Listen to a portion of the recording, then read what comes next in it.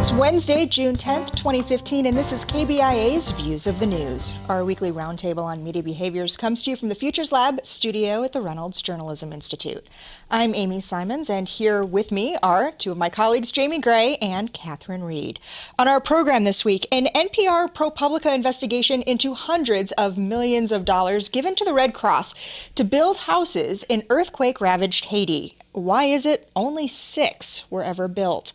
A report from the Women's Media Center indicates the gender gap is widening in most U.S. newsrooms. Why that? And the impact that it's having on the quality of our reporting. And employees have cast their ballots, and it's at about a 3-to-1 margin at Gawker to unionize. What will life likely look like there under a collective bargaining agreement? We'll talk about it. There's a whole lot more that we'll hopefully get to as well, but we're going to start with those 2 specials on the Kelly File on Fox News Channel, the ones in which the Duggar family spoke out.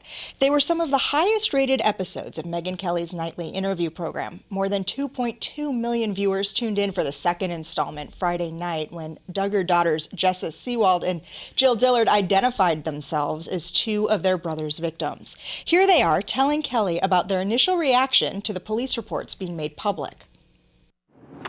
was whenever I heard the police report had been released that I said, what? Like, they don't have a right to do this. This isn't, we're victims. They can't do this to us. And yet they did. And they did. If one thing was clear watching the half-hour interview, it wasn't their brother Josh they felt victimized by. We see the tears. What was it? I mean, what was it about the disclosure that was so painful? Well, I see it as a re-victimization that's even 1,000 times worse. Why? Because this is something that was already dealt with. We've already forgiven Josh. We've already moved on. Is it humiliating, or what is the emotion that you're feeling? Well, it's not the truth, first of all. Everything was distorted. And so we felt like our story was not being told. And we felt like it shouldn't have been told. These women have said over and over again, these 2 sisters, 2 of the 5 who were part of the investigation, that this was a family problem. It was something that had been dealt with. There had been healing. There had been forgiveness. The fact that this came up in the media again, they viewed it as a re-victimization. Is it? I think you always have to look at who's a victim in certain cases, and particularly when you're talking about incidents like we are in this, that are sexual abuse allegations. When you go to those levels, you really have to consider even more so who you're identifying. And I do think, a lot of times you can get victim names out of court records, but you choose not to publish them. And that happens a lot at every publication, I think. And in this case, I think more questions needed to be asked on the front end. Is this okay? And when you read the police report, it's very clear that the victims were relatives of his right from the get-go. Yes. And ordinarily, we wouldn't report on that. But one of the things that's different about this, well, there's several things that are different about this case. The number one thing is it's the Duggars. It's a celebrity/trauma case. And these are handled really differently. It's like all the rules are suspended. And remember the Madeleine McCann kidnapping case in Portugal? One of the things that the Leveson inquiry revealed was that the Portuguese police had turned over to the British media I believe it was Madeleine's mother's journal. And that's how the media dug up this story that some Brits still believe is true, that the McCanns in financial desperation had sold their daughter to, the human slavery market or some crazy story.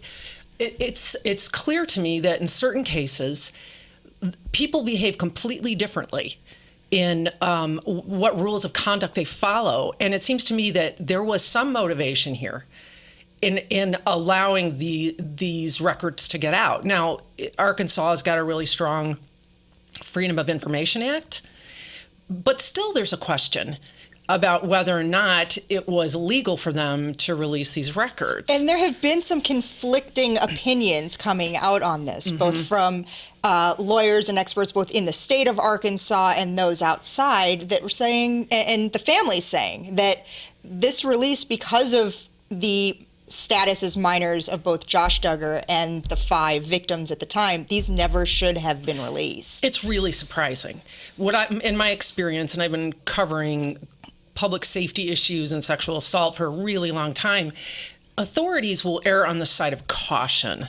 They don't err on the side of, oh, this is probably okay under the Sunshine Law. It goes the other way. And so that raises this question for me about, why did this happen in this case? How did this happen? Somebody was really eager to see this family be exposed for, I suppose, what was being perceived as hypocrisy in their, wholesome family values public persona. Well, and even a long time before this came out this time, when they had appeared on Oprah, somebody had faxed, I believe it was faxing, into the Oprah show, and this was well before their show, however, 17 Kids and Counting, when it first started.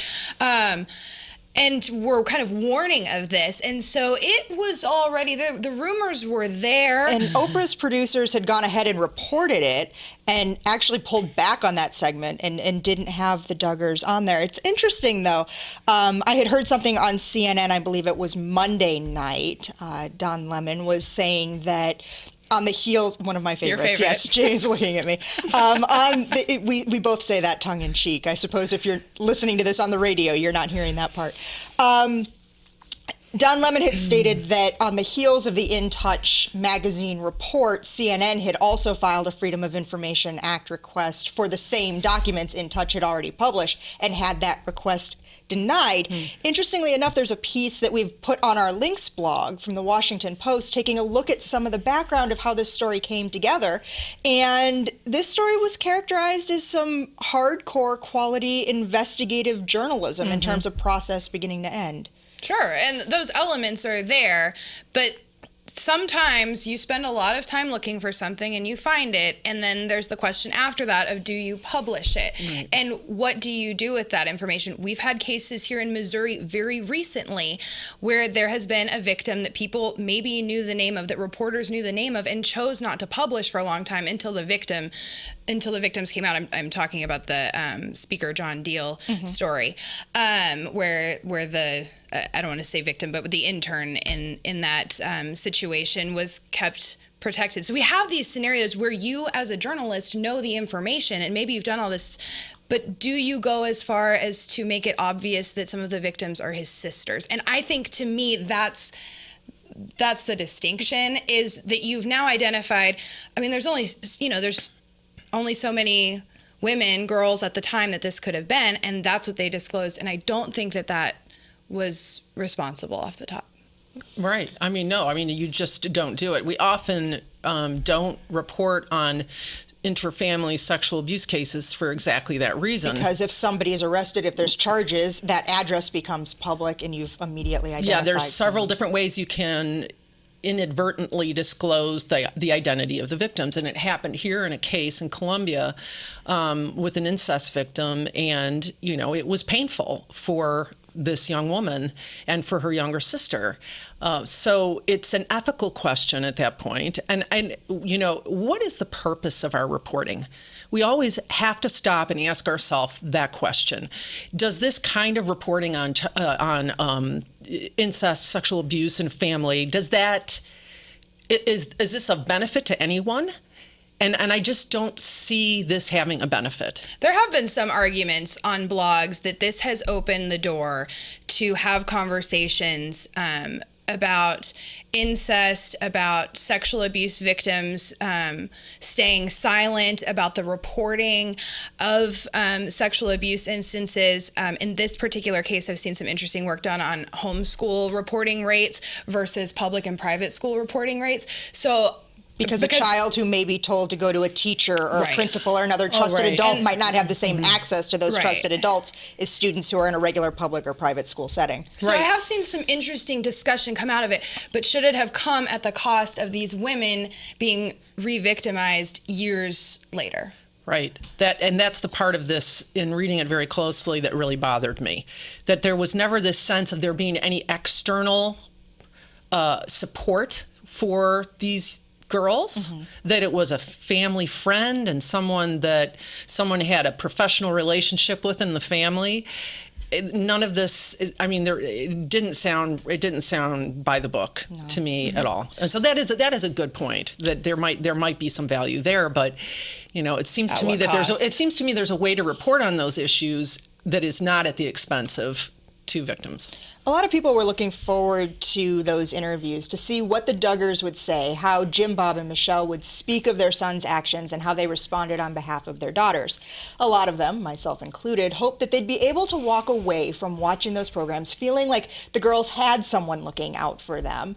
But that really wasn't going to be the case. The morning after Jim Bob and Michelle's segment, which aired last Wednesday evening, Whoopi Goldberg came right out on The View and called their staunch defense of their son hypocritical. I know this is your son, and I know that you're trying, and this was many years ago, but don't downplay this, especially after what you guys have done in the name of Christianity and God to other people. I'm just saying, that's just my feeling. That was part of the Hot Topics segment, and we just listened to a short part of it. It went on about a minute and a half in total. There were times when child actor Raven Simone nodded, and Nicole Wallace, a former George W. Bush communications director, shouted, "Preach." The media backlash. Any surprises here, do you think? No, I mean, when you think about how networks have handled incidents in the past, the Honey Boo Boo incident comes to mind. When they pull shows like this, and then media backlash. I mean, you're going to have people that are going to come on both sides of this. And I read an interesting article that basically said if you liked the Duggars and what they stood for before, then you still like them after the interviews. If you didn't and you were questioning how you felt about the family, these were probably going to be make you feel about those feelings. Yeah. Okay. Well, a couple of weeks ago, Mike and Ernest and I were talking about journalists who gave donations to the Clinton Foundation, specifically Judy Woodruff, and the $250 she donated to the Haiti Relief Fund following the devastating earthquake there in 2010. When we were debating where and how journalists can lend their personal support during times of international crisis, Ernest said the Red Cross, some kind of apolitical group, is potentially the only safe option.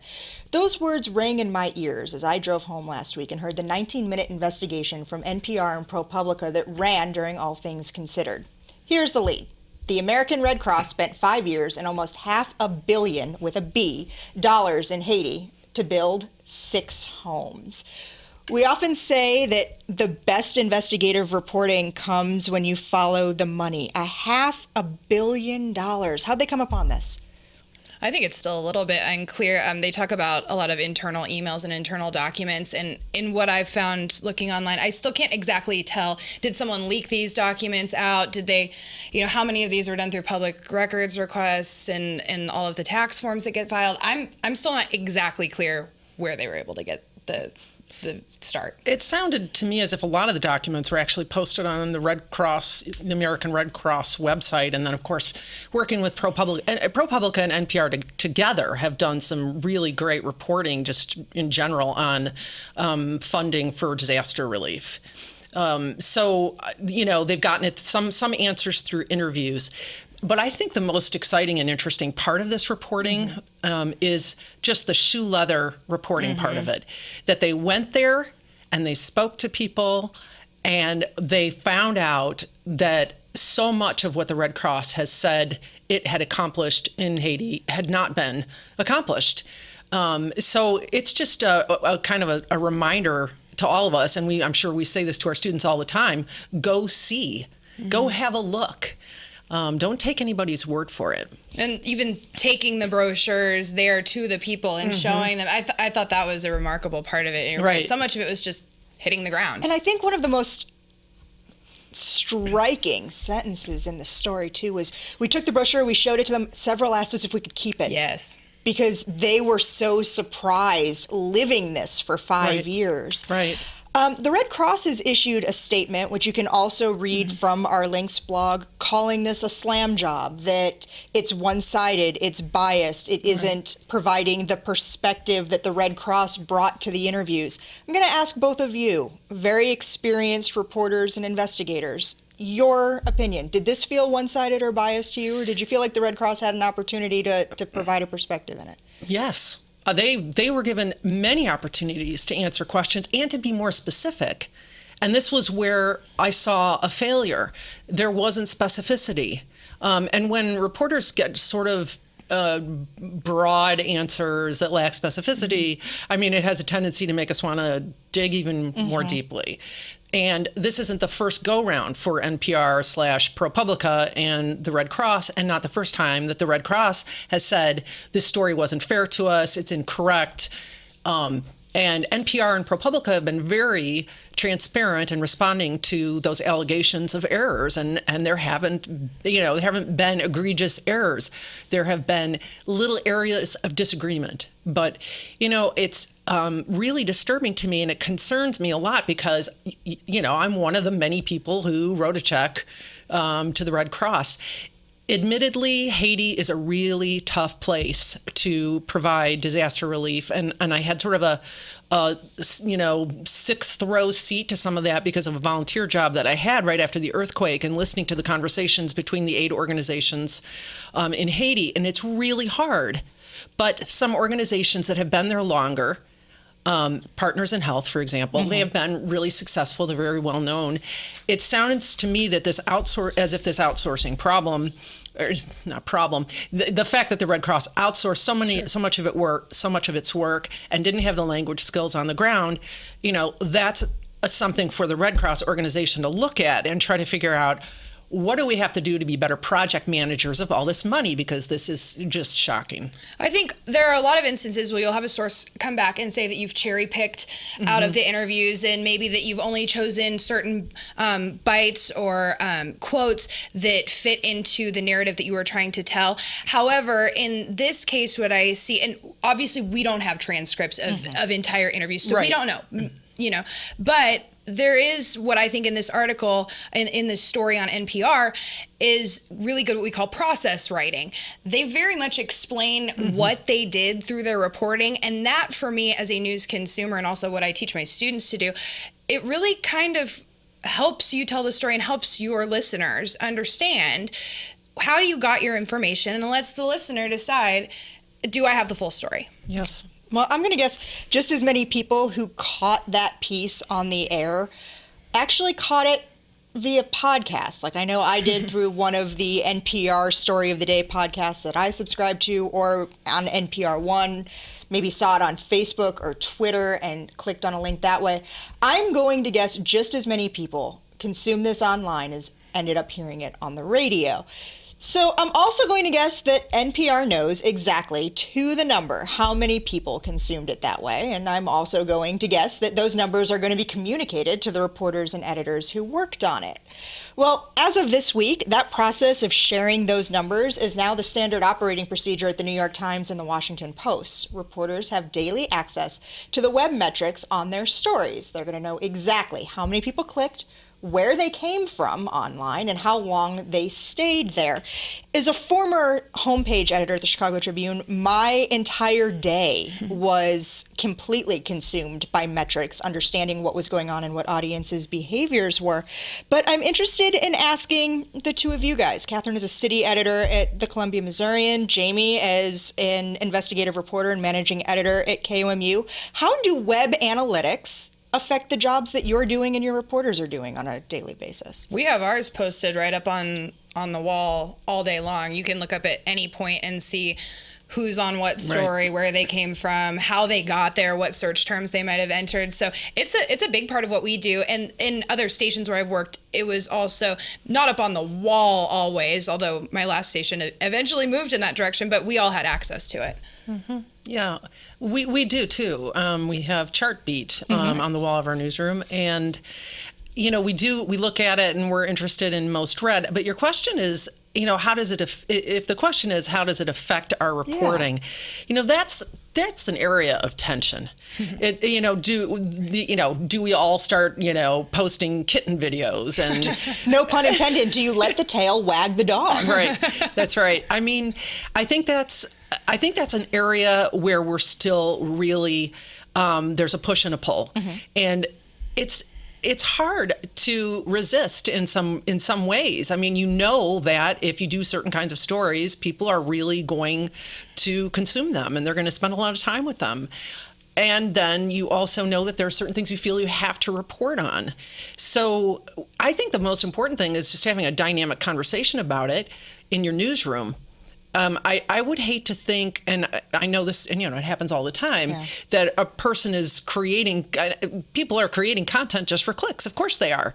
But I've told the stories I'm not so proud of when I had been pressured to do just that, because page views matter. Yes. Clicky headlines and all of those different things. Someone you know died. I was once told that was the best headline I could ever put out there. Wow. Because somebody would want to know who it was that died and would click on that. So let me ask you this. As a coach, as a professor, as an editor, how do you go about convincing your students who are about to become those journalists going out into the world where they may get that daily metrics report, not to place their value as a journalist on the number of people who click on their story?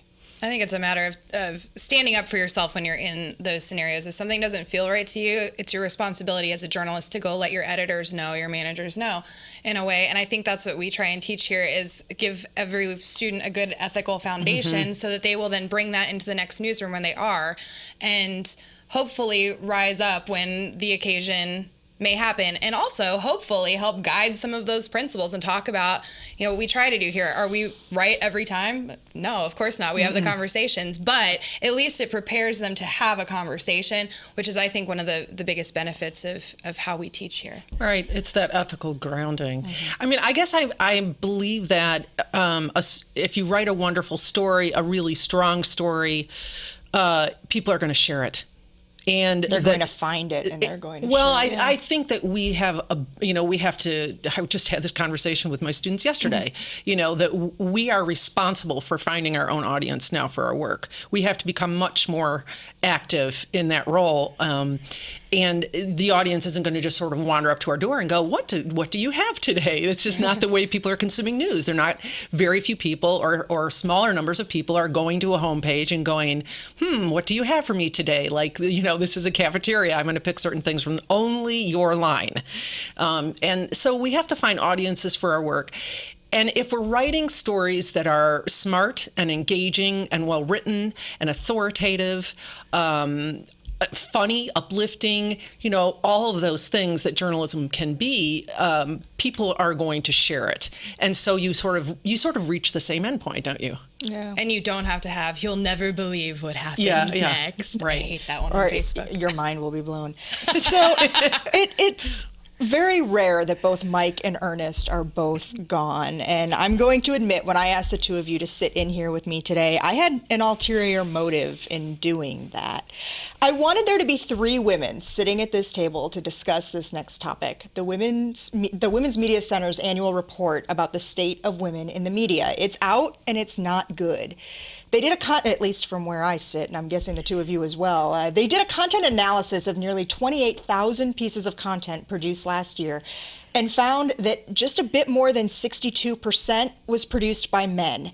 Evening newscasts had women on them only 32% of the time. Only 37% of print stories were reported by women, and only 38% carried a female byline. The biggest beat that had disparities there, the biggest disparity in the beat system was in politics.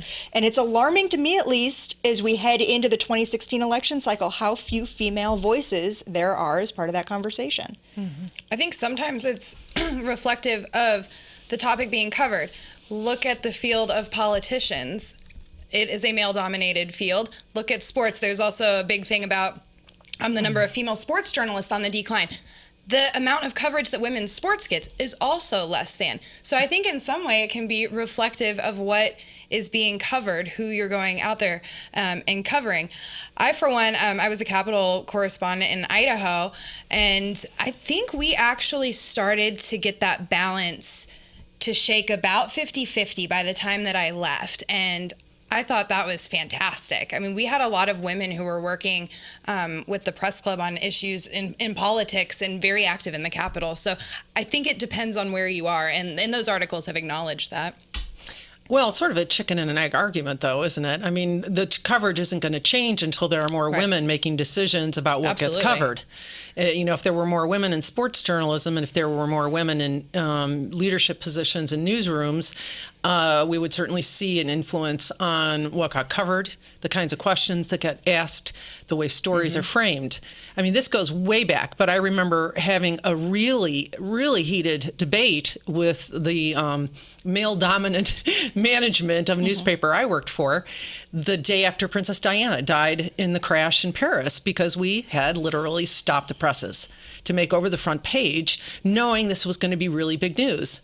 The next day, we were in I'll never forget this meeting where the men were sitting around going, "What were you thinking?